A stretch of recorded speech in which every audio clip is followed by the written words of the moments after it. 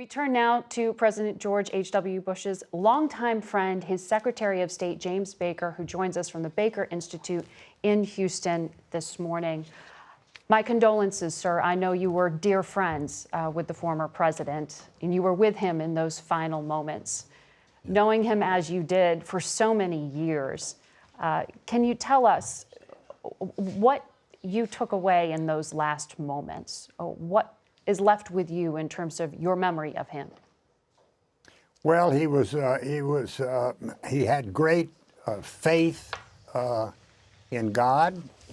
He was a religious person who didn't wear his religion on his sleeve, but he was a man of great faith.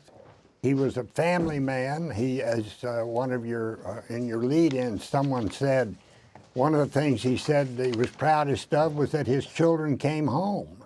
And he was proud of that. He was a selfless, patriotic servant of the United States of America for many, many years. And he was one who did not believe in taking credit. He was one who believed in letting other people get the credit. He was courageous enough to run for president when nobody knew who he was. He was an asterisk in the polls. He jumped into that race in 1980. He ended up beating such more popular political figures as John Connally and Howard Baker and Bob Dole and others, and to become the last man standing with Ronald Reagan, and therefore ended up being his vice president. So he was a man of great capacity. He was a man of great tenderness and sensitivity. He was, as someone said, the last gentleman that we've had as president. Why was it so important to you to be by his side in those last moments? Well, it was important to me to be by his side because we've been friends for 60 years. That's a fairly long period of time. We were doubles partners together here in Houston. We won tennis championships. I knew him well before he ever even got into politics when he was a businessman. He was my daughter's godfather. I ran every one of his campaigns for president. We were very, very close. He referred to me oftentimes as his best friend. He said our relationship was one of big brother, little brother, which was a great honor as far as I was concerned. Which one were you?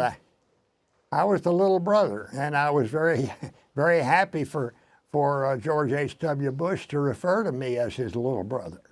And we were extremely close, Margaret, and almost from the very time we met back in 1958, for almost 60 years. I was there when he passed. His passing was very, very peaceful, gentle, if you will. There were a number of things that I remember about it. The caregivers. I went to see him on a Friday morning. I hadn't seen him for a while. He'd had 3 bad days. I went to check on him after a run, and one of the caregivers said, "Mr. President, Secretary Baker's here." And he looked up at me, opened both eyes, looked at me, and said, "Jim, where are we going?" And I said, "Well, Jefe," because that's what I called him, Jefe, which is Spanish for chief. I said, "Well, Jefe, we're going to heaven." He said, "That's where I want to go." And then as he began to go downhill, they got all of his children on the telephone. Only one of them was able to be with him at the time, his son Neil. They got the others on the telephone, and they were all able to tell their father how much they loved him and to say goodbye. And his very last words, the very last words he spoke, were spoken to George W. Bush, President Bush 43, who had told him how much he loved him and that he would see him on the other side. And 41 said, "I love you too." And that was about 40 minutes before he passed away.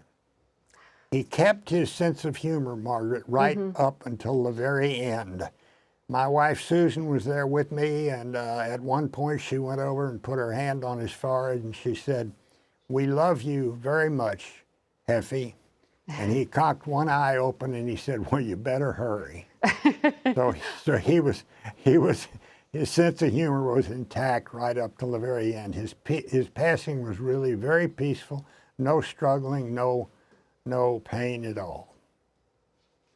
Well, Secretary Baker, thank you very much for sharing so much of the personal side. I know you were a key part of helping to shape his foreign policy legacy and so much of his time in office. Thank you for sharing all those intimate details. Thank you, Margaret.